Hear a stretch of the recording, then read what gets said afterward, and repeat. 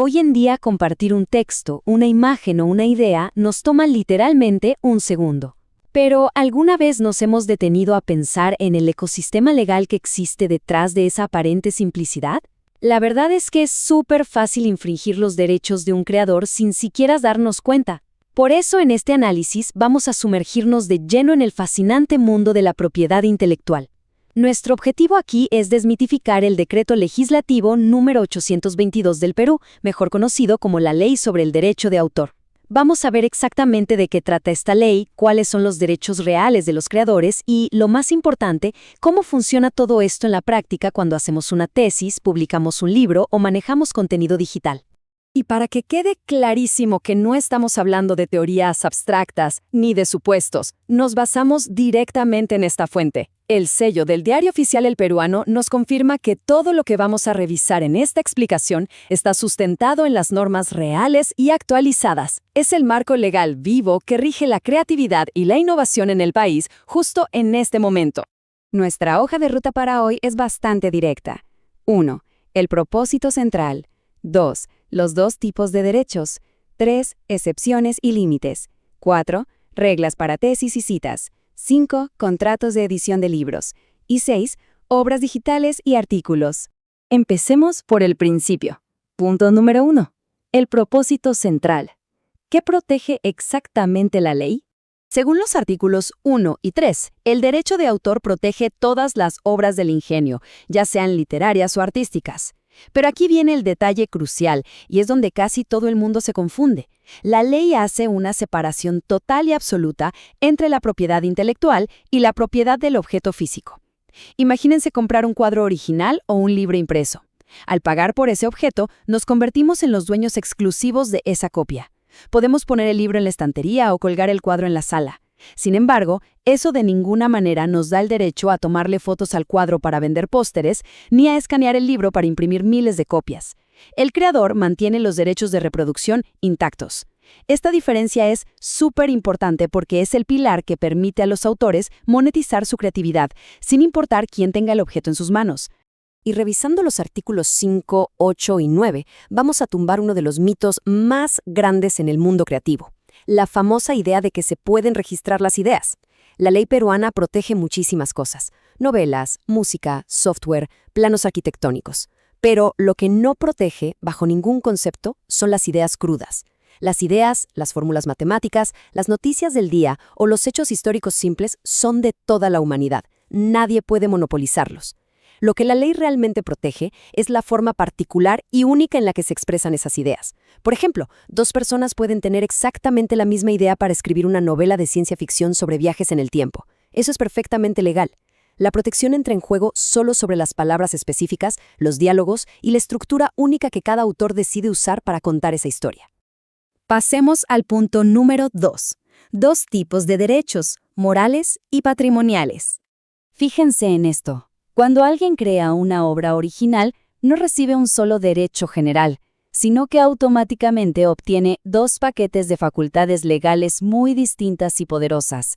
A la izquierda, detallados desde el artículo 21, tenemos los derechos morales.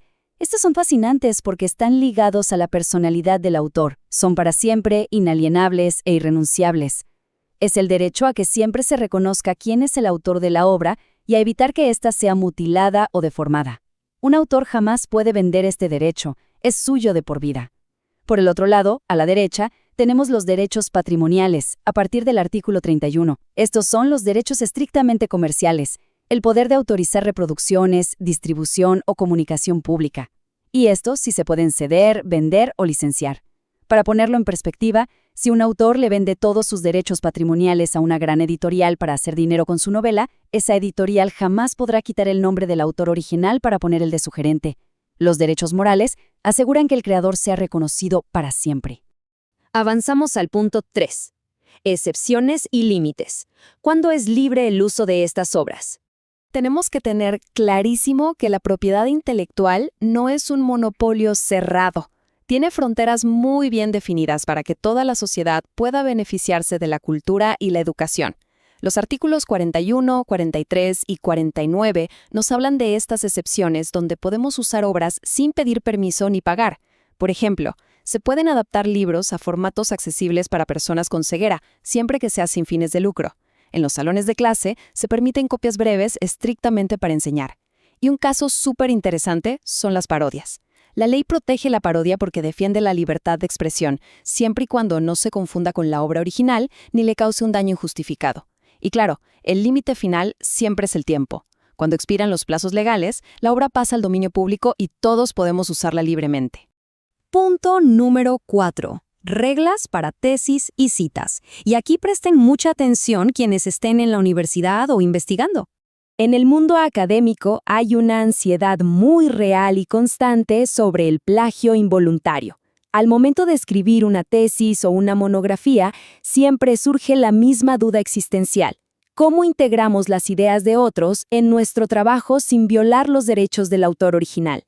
Bueno, la respuesta a ese estrés académico la encontramos directamente en el artículo 44. La ley dice que es absolutamente lícito hacer citas de obras que ya han sido publicadas legalmente. No hay que buscar al autor, ni pedirle permiso, ni pagarle regalías si lo usamos para análisis o investigación. Pero, y este es un pero gigante, hay una regla inquebrantable. Es obligatorio indicar claramente el nombre del autor y la fuente. Además, la ley menciona que esto debe hacerse bajo usos honrados. ¿Qué significa eso en una tesis? Significa que solo podemos citar la porción de texto que realmente necesitamos para debatir una idea o sostener un argumento. Nada de usar la excusa de la cita para copiar capítulos enteros de un libro. Mantener ese equilibrio es la diferencia entre un buen trabajo académico y una infracción legal. Bien, pasemos al punto número 5, los contratos de edición de libros. Dejando un poco las bibliotecas, metámonos al mundo comercial. El artículo 99 es un escudo protector fundamental para los escritores frente a las editoriales. Como suele haber una diferencia de poder entre un autor individual y una empresa, la ley impone reglas muy estrictas al firmar un contrato de edición. Paso 1. El editor tiene que publicar la obra tal cual se acordó. Está totalmente prohibido hacer recortes o cambiar cosas sin permiso del autor. Paso 2. Transparencia total. Cada libro impreso debe mostrar claramente el título, el nombre del autor, el año y el símbolo de derechos reservados. Y el paso 3, que muchas veces se olvida. Cuando termina todo el proceso de impresión, el editor está obligado a devolverle el manuscrito original al autor. Todo este sistema está pensado justamente para evitar abusos. Y finalmente, llegamos al punto 6. Obras digitales y artículos. Para cerrar, veamos cómo se adapta esta ley al entorno digital y moderno, guiándonos por los artículos 78 y 87. Pensemos en las bases de datos. Los datos sueltos, como cifras o nombres, no se pueden proteger por sí solos. Pero si el creador selecciona y organiza esa información de una forma original, la base de datos completa sí recibe protección legal. Se recompensa el esfuerzo de organizar la información. Y en el mundo del periodismo pasa algo fascinante. Si un periodista es empleado fijo de un diario, la ley asume que cede el derecho de reproducción de sus artículos a la empresa para que los publique. Pero ojo, el periodista no pierde el control. La ley le reserva el increíble derecho de juntar todos esos artículos en el futuro y publicarlos por su cuenta como un libro o una antología, asegurando que su trabajo perdure en el tiempo, mucho más allá del periódico de ayer. En conclusión, después de revisar a fondo el Decreto Legislativo 822, nos damos cuenta de que esta ley no es solo un montón de prohibiciones. En realidad, es un mecanismo que busca un equilibrio muy elegante. Por un lado, empodera a los creadores, dándoles herramientas morales y económicas para que puedan defender su trabajo y vivir de su talento. Y al mismo tiempo, gracias a las excepciones y las reglas para citar, asegura que la cultura no se estanque, permitiendo que el conocimiento fluya libremente y beneficie a toda la sociedad. Al entender cómo estas reglas protegen formalmente el acto de crear, la verdad es que nos deja pensando en un horizonte de posibilidades enorme. Sabiendo que el esfuerzo intelectual y las expresiones originales están tan bien respaldados y defendidos por la ley, ¿qué nuevos textos, diseños increíbles o descubrimientos estamos a punto de ver nacer?